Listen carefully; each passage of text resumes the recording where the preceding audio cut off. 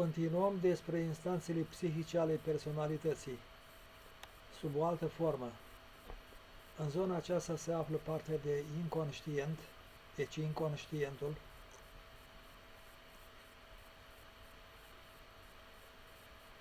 în zona de inconștient, care este guvernat de principiul plăcerii, se află firea pământească, dorințele păcătoase. În zona de subconștient, în această zonă a subconștientului,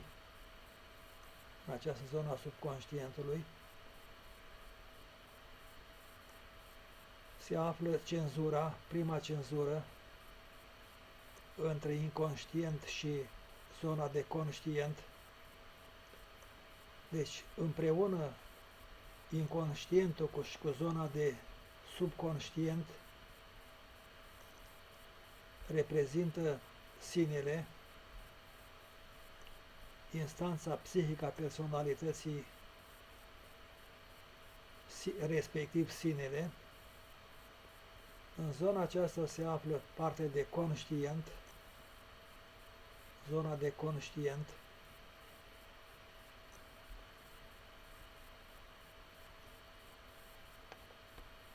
respectiv euul psihic al personalității,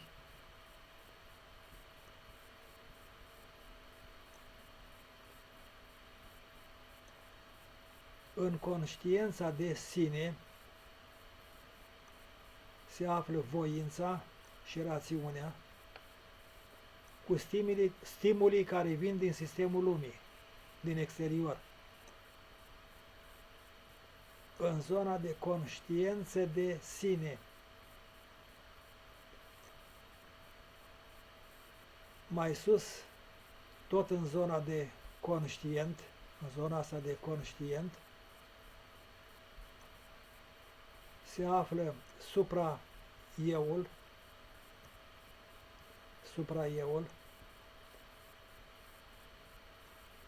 supra-euul se formează de către valorile etice și religioase, respectiv legea morală introdusă în conștiința morală a binelui și formează morala, respectiv conștiința morală a binelui.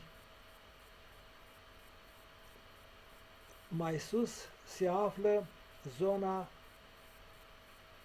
spirituală, ruptura de nivel între planul fizic, da? Respectiv planul psihic al omului,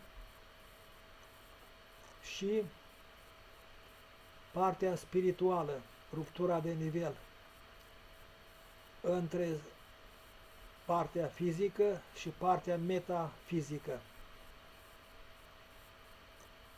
Aici se formează sau are loc transcederea conștiinței morale sau ruptura de nivel sau metanoia, schimbarea minții.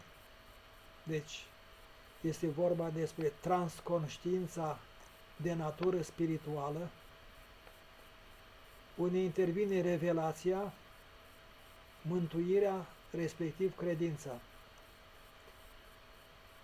De aici este partea spirituală a Duhului, care acționează prin conștiința morală, adică prin transconștiință, prin zona transconștiinței, prin ruptura de nivel, metanoia, prin schimbarea minții, iluminarea minții.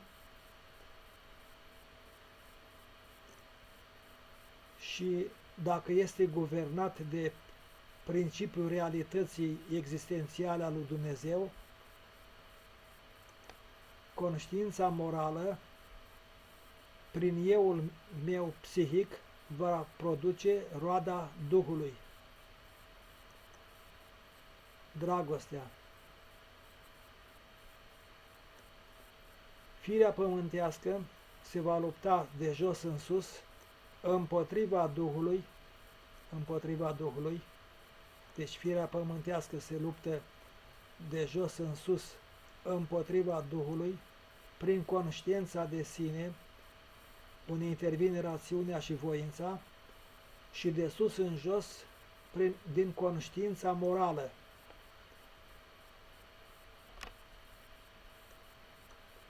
Dacă conștiința morală, cenzura morală este slabă, ea va depăși firea pământească, va depăși cenzura interioară și vor produce acte imorale, deci faptele firii pământești. Deci aici are loc lupta dintre firea pământească și a Duhului de sus în jos. Dacă este guvernat de către Duhul, atunci omul va produce roada Duhului Sfânt, roada Duhului. Dacă va fi guvernat de principiul plăcerii, respectiv de firea pământească, care se află în plan inconștient și nu ține cont de morală, va produce faptele firii pământești.